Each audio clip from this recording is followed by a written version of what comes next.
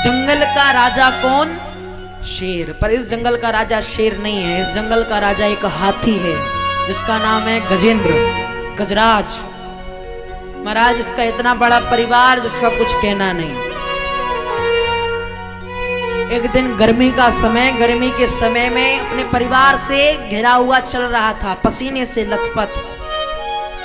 महाराज पसीने से लथपथ गजराज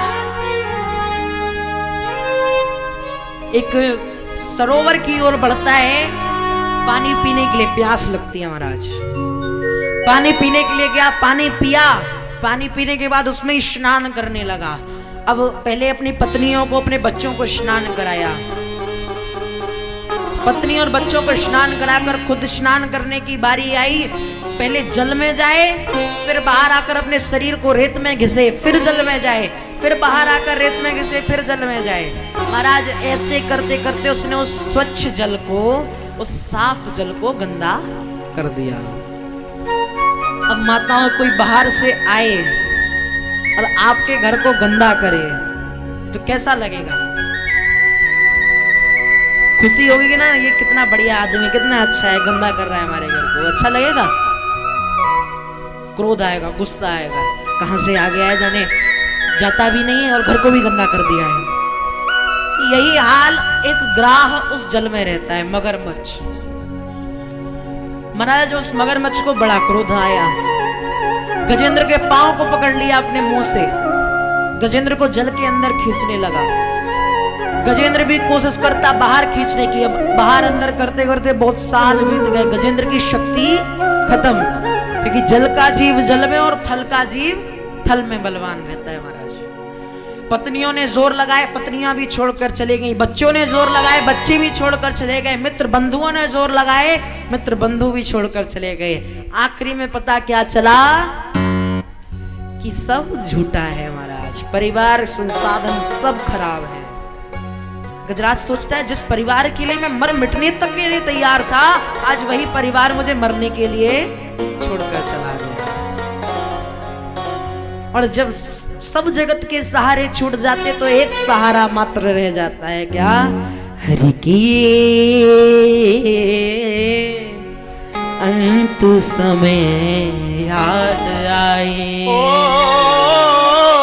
हरि की अंत समय याद आई। कोई न मेरा, मैं ना किसी का, कोई न मेरा, मैं न किसी का, ओ कोई न मेरा, मैं ना किसी का, कोई न मेरा, मैं न किसी का। ओ सब है रीत छुड़ाई, सब ने रीत छुड़ाई हो हरि की अंत समय याद आई। ओ हरि की अंत समय याद आई। आज गजराज हरि को याद कर रहा है। श्री सुखदेव जी कहते हैं कि राजन एवं व्यवसितो बुद्ध्या समाधाय मनो हृदि यजाप परमं जाप्यं प्रागजन्मन्यो शिक्षितम्। आज गजराज हरि को याद कर रहा है। ओम नमो भगवते तस्मै यत एतच्चिदात्मकं पुरुषायादिबीजाय परेशाय धीमहि। प्रभु से प्रार्थना करी। प्रभु ने कहा चलो गरुण, गजेंद्र बुला रहा है। प्रभु ने सुना नारायण ने कहा गरुण को कि गरुण चलो, गजराज की सहायता करनी है। गरुण कहते हैं अरे इनका भी मेरे बिना कोई काम ही नहीं होता है, जब देखो चलो गरुण, जब यहाँ चलो गरुण, वहां चलो गरुण। भगवान कहते हैं अरे जिस बीमारी को बाहर भगाने जा रहा हूं उसी बीमारी को अपने घर में ले आया मैं तो। बताओ मेरे घर में ये बीमारी घुस बैठी है,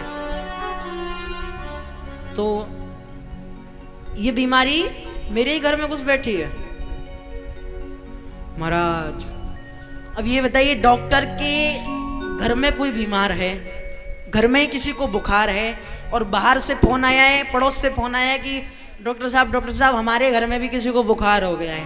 तो पहले डॉक्टर पास वाले को ठीक करेगा या दूर वाले को ठीक करेगा? घर में जो उसको ठीक करेगा ना। तो हमारे कृष्ण कन्हैया ने भी कहा चलो गरुण पहले तुमको ही ठीक करते हैं, गजराज को तो बाद में देखेंगे। भगवान ने अपनी कनिष्ठ का उंगली गजेंद्र के ऊपर रख दी, गजेंद्र की पीठ पर रख दी और गजेंद्र से कहा गरुण से कहा गरुण उड़ो। गरुण के ऊपर, गरुण की पीठ पर ये उंगली रखी है, गरुण से कहा उड़ो। अब गरुण कहता है प्रभु हास्य मत कीजिए, प्रभु मजाक मत कीजिए, वहां गजराज बेचारा परेशानी में है, उसकी सहायता करनी है, कुछ करिए। अब प्रभु कहते हैं उड़ो ना, उड़ो, उड़ के दिखाओ एक बार। अब महाराज गरुण पंख फड़फड़ाए, पंखों को चलाए, पसीना दे जाए पर उड़ नहीं पाए, इंचित भर भी उठ नहीं पाया ऊपर। उसको पता चल गया कि प्रभु क्षमा करें, आप ही हैं जो मुझे उड़ाते हैं, मैं आपको नहीं उड़ाता हूं। इस प्रकार यहाँ गजेंद्र के पास गए, गजेंद्र की इतनी सूंड निकली हुई थी महाराज, तो सूंड को पकड़ा, खींचा और गजेंद्र और ग्राह को तारा है।